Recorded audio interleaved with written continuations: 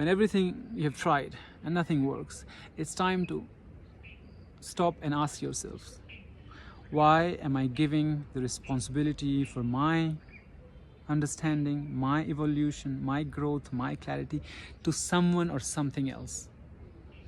Someone alive or someone long dead? Why?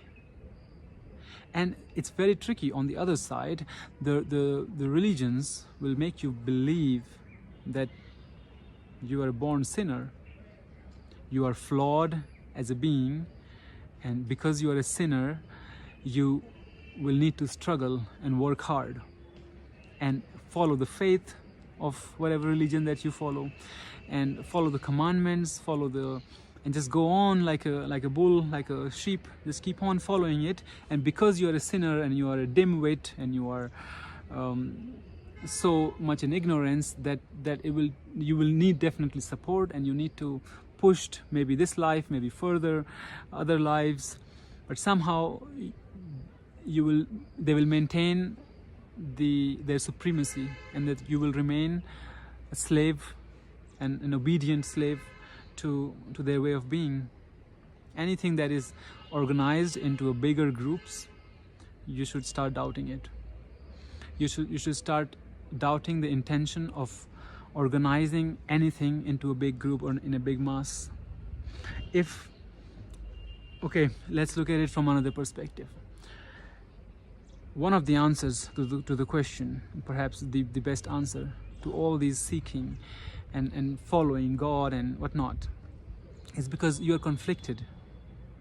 There is conflict within you. What's happening? There is conflict within you that you cannot deal with.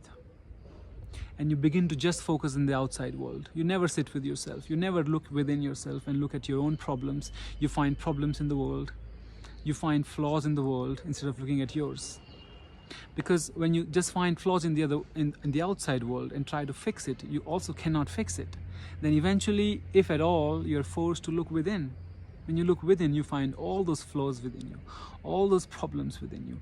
Everything that you found outside, you found within, but you still don't know how to solve it. Now you've created this whole of consciousness into these two aspects, these two parts, the outside part and the inside part, and you have no peace in either of them. You're conflicted in both of them, so you create the third one, the heaven, the abode of God, where if only we get connected to that one, will be ultimate peace, ultimate joy. But these are just speculations. Have you been there?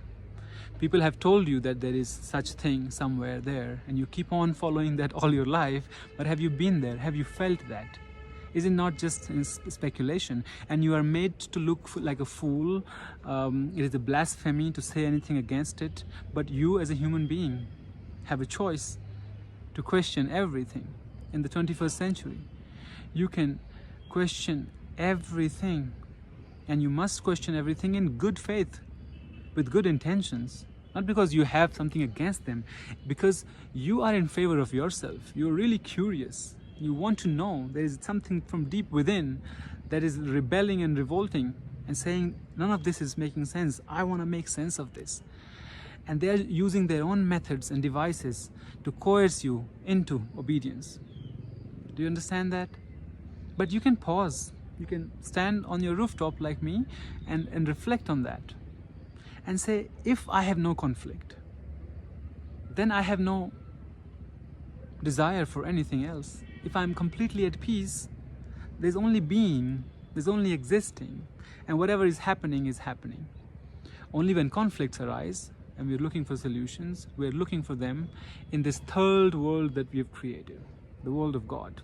The outside world, the inside world, and the third world, the world of fairies and entities and souls and whatnot.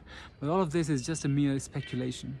Okay, if you personally have had a lot of experiences regarding that, it's up to you. But I'm speaking to the ones who are able to understand me from the level from where I'm speaking. So let's make one thing very clear, that there is conflict in us, and we are dividing ourselves into inner conflict, outer conflict, and then there's conflict with God because we're not finding anything there, and we're just thinking, is God there, is God not there, was the world created, was it not created, should I believe, should I not believe? But do you believe in the sun? Do you believe in the moon? You don't. You know the sun is there, you know the moon is there. So there is no question of believing. When you know, you know. And so focus on what you know and what you can know. And look at all your conflicts. It's better to look at your conflict and go deep into it intensely, like really with the purpose to resolve this conflict for once and for all, than to sit for a meditation where you're just focusing on your breath for 2 hours a day. You cannot avoid or suppress what is bothering you, what is giving you all this chaos and anxiety, and do something else to numb or distract yourself from that, because sooner or later it will come back to you. Whatever you suppress, it will come up when the right time, right context, right place, right time, right circumstances come for it. That thing will come up. Like a person that you thought you have completely forgotten, and 20 years later you see her or him somewhere, and suddenly all those feelings of 30 years old will all come back to you. So this was just a suppression.